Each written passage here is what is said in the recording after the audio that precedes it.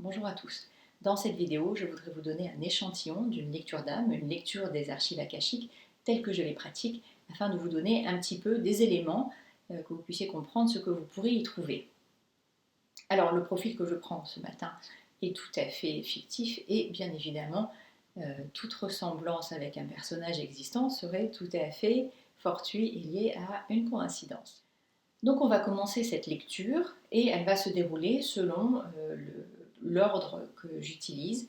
On va commencer d'abord par des informations un peu générales sur l'âme, qui sont les grandes caractéristiques de l'âme, qui vont donner lieu un peu à votre fonctionnement.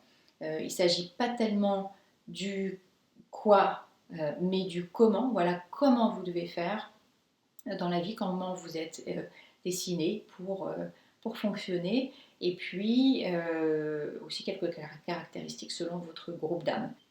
Ensuite, on a une petite partie sur un petit peu là où vous en êtes d'un point de vue développement personnel, spirituel. Et puis ensuite, on aborde la partie des blocages et restrictions qui sont des blocages qu'on va trouver dans les vies passées, mais également dans cette vie présente. Pour commencer, le profil de ce matin est celui de quelqu'un qui fonctionne avec ce qu'on va appeler un centre d'énergie, qui est l'amour divin. Le centre d'énergie étant donc votre façon de fonctionner, ce qui vous apporte de l'énergie, ce qui vous nourrit. Voilà, c'est très simple.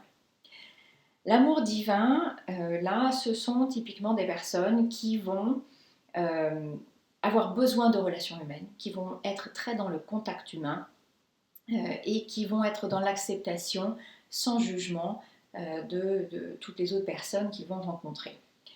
Ce sont des gens qui typiquement vont nous faire réaliser que tout va bien, voilà, il n'y a pas de problème, et qui vont avoir une écoute attentive, de compassion de l'autre. Ce sont des gens à qui on va se confier naturellement. Et si vous fonctionnez de cette façon-là, vous aurez assez typiquement vous pourrez croiser assez facilement des personnes qui vont se confier à vous, même parfois de parfaits inconnus, et qui vont partager leurs problèmes, leurs souffrances, voilà, qui vont vous confier des choses même si vous ne les connaissez pas. On va retrouver ces personnes très souvent dans le domaine du médical ou du paramédical, de l'accompagnement, du conseil, voilà, tout ce qui est vraiment autour de la personne. Également des soins à la personne. L'envers du décor, ça va être que ces personnes ont souvent des difficultés à poser des limites. Et ils risquent de se sentir vidés parce qu'ils n'arrivent pas à mettre de barrières, ils n'arrivent pas à dire stop et prennent tout ce que les autres leur déversent, donnent leur compassion, mais n'ont pas grand-chose au retour. Or, les relations humaines doivent être équilibrées, et même pour des gens qui sont dans ce centre-là, ce n'est pas parce qu'on est dans la compassion et dans le soin à l'autre qu'on doit nécessairement prendre tout ce qui est négatif ou difficile des autres. Voilà. Ensuite, les caractéristiques selon l'âme. On va prendre pour cet exemple un groupe d'âmes qui est celui qui a assisté l'évolution humaine dans son expérience. Typiquement, je les appelle les ingénieurs de l'expérience humaine. Ce sont ces âmes-là qui ont été présentes lorsqu'il y a eu des sauts quantiques et des mutations de nos chromosomes, des mutations génétiques qui restent assez mystérieuses. Ce sont des gens qui sont très intéressés par l'évolution de la conscience humaine, par l'incarnation, et qui vont être très proches de l'humain, un petit peu de leur créature. Ils ont parfois du mal avec les émotions, parce que les émotions qui sont à la croisée du physique et du spirituel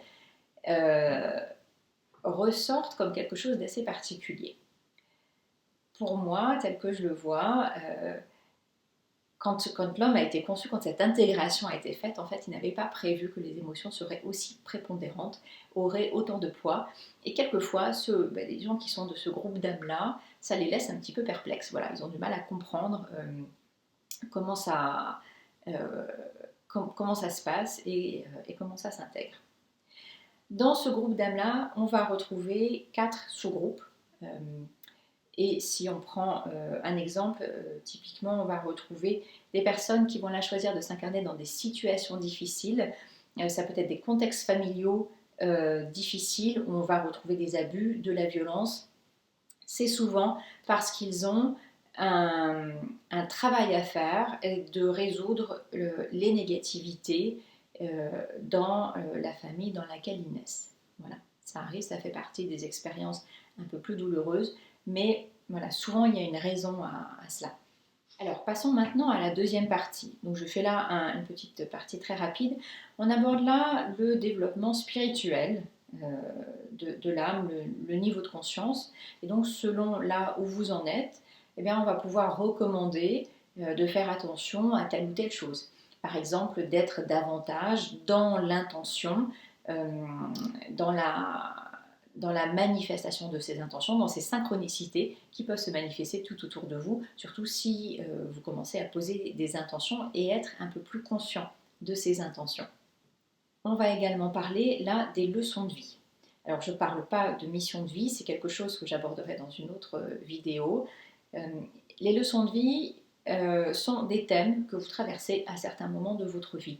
En général, on a toujours une leçon primaire et puis 2, éventuellement 3 leçons secondaires qui vont s'exprimer dans certains domaines de vie. Dans la lecture initiale, je vais juste chercher les thèmes que vous traversez actuellement. Il y a d'autres lectures que j'utilise en accompagnement dans lesquelles on va creuser ces leçons de vie pour voir comment est-ce qu'elles s'expriment, où vous en êtes, dans quel domaine, etc. Voilà. Là, il s'agit de thèmes et dans cet exemple-là, j'ai pris quelqu'un dont la leçon de vie principale est la prise de décision. Et puis, on a 2 leçons de vie secondaires. D'abord, le fait de prendre son pouvoir et ensuite l'acceptation. Voilà, on va maintenant passer à la troisième partie, la plus grosse, qui concerne les blocages et restrictions. La raison pour laquelle on les met en lumière, c'est qu'on veut les enlever. Donc il y a un travail après de nettoyage. Le premier qui est fait par moi. Ensuite, je vous donne un mantra que vous avez à lire pendant 21 jours, qui est votre partie du nettoyage. Ces blocages et restrictions se trouvent ou proviennent de vies passées, mais également de vies présentes. Et donc on en discute au fur et à mesure du déroulé. Et je dirais qu'il y a également 2 sortes de lectures possibles. Une qui va être assez générale, et puis une autre que j'inclus aussi dans mes lectures initiales, qui sont liées à des situations de vie. Les situations de vie, c'est très intéressant, ça va être des situations, ou par exemple une accumulation de situations qui vont vous dire mais qu'est-ce que c'est que ce truc, qu'est-ce qui se passe. Donc par exemple, vous allez avoir votre chauffe-eau qui pète, votre voiture qui tombe en panne, votre chien qui tout d'un coup se met à agir bizarrement, votre enfant qui passe par une certaine crise, et vous vous demandez pourquoi et pourquoi tout ça arrive au même moment. Et il y a des raisons pour lesquelles ça arrive. Voilà, on va aller la chercher à la racine du problème, leur origine, et puis mettre en lumière le blocage qui est lié ou les blocages qui sont liés à telle ou telle situation. Et pour commencer, dans cet exemple, on va trouver un guide négatif qui est arrivé vers l'âge de 12 ans, avec une énergie d'incompréhension. Alors un guide négatif, vous savez, tous imaginent qu'on a une équipe de guides. En général, là, on en a 6 à l'âge adulte. On les acquiert au fur et à mesure que l'on se développe et que l'on est confronté à des choix. Un guide négatif, c'est pas un mauvais guide. Voilà. Quand je parle ici de négativité, c'est pas noir, c'est pas mauvais. On est simplement là, on s'inscrit dans un cadre de polarité. La loi de la polarité est une des premières lois, une des lois fondamentales pour moi sur Terre. C'est un guide qui vous a assisté à un moment où vous avez traversé une période de vie un peu particulière, peut-être un peu difficile, et qui est resté et qui du coup, maintenant que vous avez dépassé cette énergie et cette difficulté, eh bien il vous dessert. Donc on va le mettre en lumière et puis lui demander très gentiment de poursuivre sa vie de guide avec quelqu'un d'autre et on va faire appel à un autre pour vous. Et donc dans cet exemple, eh bien, il y a eu une situation qui a été traversée vers l'âge de 12 ans. Donc on va demander à la personne de quoi il s'agit, qui s'est manifestée par cette énergie d'incompréhension. Et puis on a également un karma négatif injustifié qui vient lui d'une vie passée.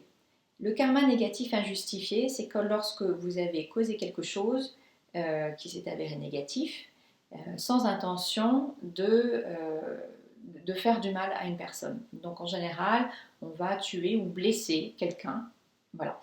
Mais donc il arrive qu'il y ait des accidents et on va trouver là un karma négatif injustifié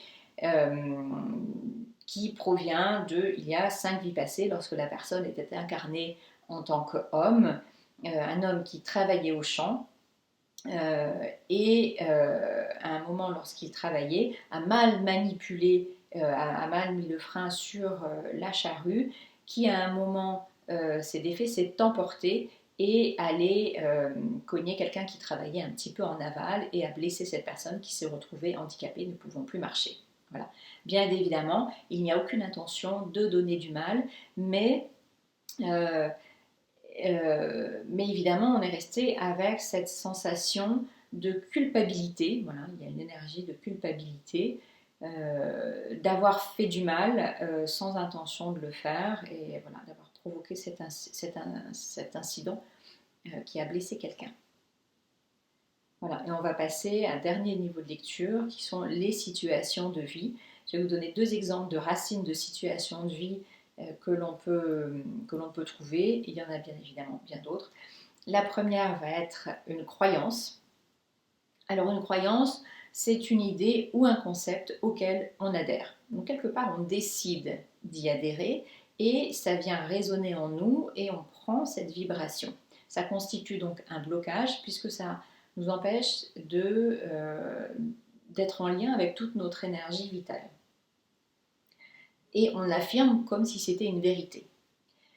Donc par exemple, on va avoir comme idée de croyance là, on ne peut pas tout avoir. Et puis là, on va aller trouver à quel niveau cette croyance se trouve. Est-ce que c'est personnel ou karmique? Est-ce que c'est une vie présente? Et dans ce cas-ci, ça peut être une vie présente et une croyance que la personne a adoptée à 21 ans. Et donc à 21 ans, eh bien, il s'est passé quelque chose dans la vie qui a fait que cette personne a pris cet adage et l'a fait sien. Voilà, on va chercher à l'enlever. Deuxième blocage, deuxième exemple lié à une situation de vie, on va prendre un archétype bloqué. L'archétype, c'est un rôle qui est commun à toute l'humanité. C'est-à-dire que vous pouvez vous rendre en Amazonie, à l'autre bout de la Terre, croiser des peuples un petit peu isolés, et vous allez parler du rôle de mère, du rôle de Gaïa, du rôle du père, du prêtre, du chef, de la déesse, et la personne va immédiatement savoir à quoi ça correspond. Et il y a ce même archétype, les grandes lignes de ce rôle que vous aurez en commun. Et on va prendre là l'archétype du médiateur pour cet exemple. Le médiateur, typiquement, c'est celui qui adoucit les relations entre 2 personnes ou 2 groupes de personnes, qui va essayer de trouver un terrain commun et d'abaisser les tensions. Donc il va travailler dans des milieux assez antagonistes et il va avoir des compétences de patience, d'écoute, un peu de justice, parce qu'il y a une idée d'être dans le non-jugement, pour écouter les 2 parties, pour ensuite trouver un terrain d'entente. Voilà, alors on arrive à la fin de cet échantillon de lecture d'âme. En conclusion, j'aborde 2 choses. D'abord, je vous donne des messages des guides tels que je l'ai reçus, donc des messages qui sont là pour vous, qui vous demandent de regarder une chose ou une autre. Le dernier élément, ça va être des recommandations pour passer à l'action. Parce que bien évidemment, si je vous donne un mantra de nettoyage, il va faire son travail, il va mettre en lumière, ça va résonner, peut-être à certains moments plus qu'à d'autres, mais l'important, c'est que vous changiez votre façon de faire. Alors ce mantra de nettoyage va justement vous aider à en prendre conscience et à trouver l'énergie dont vous avez besoin pour changer de réponse. Et c'est ça qui va ancrer vraiment le nettoyage dans la matière. Voilà. C'est cela qu'on va rechercher. Donc il y a quelque chose de très concret et très pragmatique. Voilà, j'espère que cet échantillon vous aura intéressé. Je vous propose de vous abonner à ma newsletter. Vous trouverez un lien vers la page d'abonnement sur mon site anahatalight.com.